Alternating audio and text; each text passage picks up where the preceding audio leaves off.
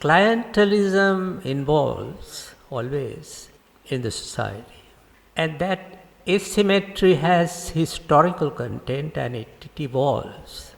I think very correctly Professor Mahesh mentioned in his work that sand mining business that began in early phase as a kind of a income generating mechanism for Samurdhi families, low income families. That's also a patron-client relationship, and the village level or rural level or local level political leader select who should be the Samurdhi, who should be the families, low income families who should be given licenses, sand mine licenses.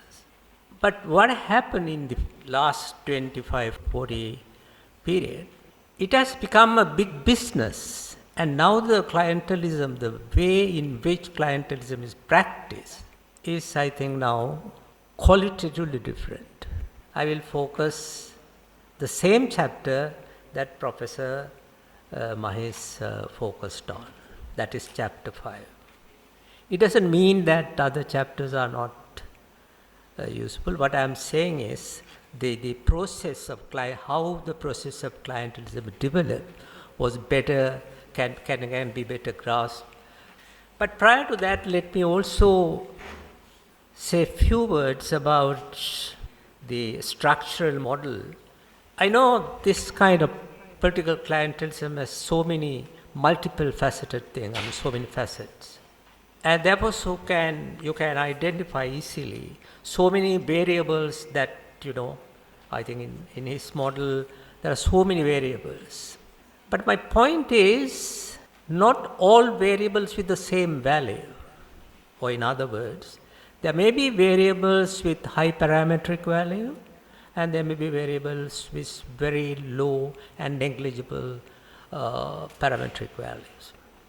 So in that case, what we do when we develop modeling, instead of taking into account all the variables and their interaction, what we do is basically focus on the variables which have high parametric value. And I think that has some heuristic device developed in model. With that comment, I will also focus on Manampitiya case. I may not be correct. It seems to me that the number of individuals that you have interviewed, it seems to me like 42, 44 people. And it seems to me all 42 people are in the sand mining industry, somewhat related to sand mining one way or the other. Either at sand mining owners or workers or tipper drivers or etc. etc. My question is, when we discuss political clientelism in Manampitiya, especially in relation to sand mining, I think we have to ask a question, something like this. Professor Mahesh showed the income differences in sand mining industry. Some people get less than 10,000, some people get more than 100,000. That may be true. But then we have to find out who get 10,000 and who get more than 1 lakh. How and why? Are the mine owners or the main people who have the license? Are they the people who get more than 100,000 rupees and just workers get 10,000 rupees, something like this? So I think instead of dealing with the income data, better to tabulate. Better to get how, in what kind of grades get higher income and what kind of grades get lower income. And the other question is, sand mining industry, because I think it's very, very pertinent to use it, in explaining and how political clientelism developed in different areas. That's not confined, that's not limited to clientelism in sand mining industry. But sand mining industry is important because with the kind of a paradigmatic shift in economic policies in 1977, construction has become a key area that contributed to the gross domestic product or GDP. If you visit Central Bank of Sri Lanka data, where unfortunately Central Bank of Sri Lanka provided very good data until its 1972 report is out. But after 73 report, you can't get that good data in the Central Bank of Sri Lanka. But what I'm trying to say is that construction industry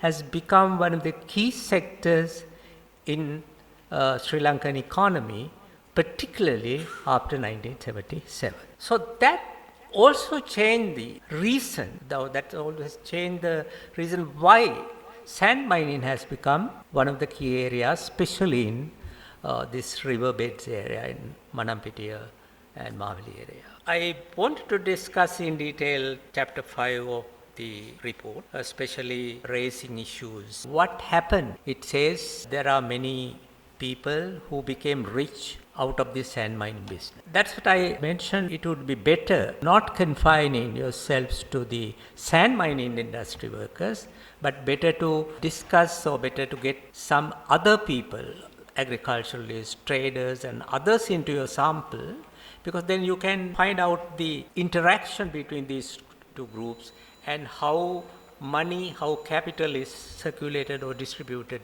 among different strata of society in Manampitiya. I would like to end this with two issues. One is because this is organized by OTI, and OTI is an organization which is formed first, especially in order to deal with the kind of power sharing arrangement in the country. I would like to raise the issue, what will happen to the political clientelism if there is a power sharing arrangement? Will it be less or will it be more? Or just clientelism from national scale will be transferred into provincial state? So these are I think, one of the questions. When we talk about political clientelism with the big structural model that Chiral used, will that power sharing arrangement, any kind of federalism, will it reduce the phenomenon of political clientelism, or just it will shift political clientelism from national scale to regional or local or provincial level? That's the one question. The second question is, especially when it comes to Manampitiya, sand mining and crime. And you know, one of the brothers of one president was killed, I think, related to this sand mining, not only social banditry thing, but also a crime thing. That part also should be taken into consideration, because clientelism is, as I said earlier, it involves a symmetry of power. So in order to reduce this, in order to control or contain it, I think one of the key areas that we should address is reduce or make the power relations more symmetrical than asymmetrical. So I think the only way, I would not say only way, that is one of the ways, because when you say only way, it is very dictatorial, very authoritarian, as Hannah Arendt pointed out. When someone says this is the only alternative, be careful, because that is the very origin of authoritarianism also. But what I'm going to say is, in order to reduce political clientelism and its all adverse impacts and effects, I think one thing we should consider is very much, I think I should ask Chiral to integrate that factor into the model, how to make the system more symmetrical. With that, I conclude. Thank you very much.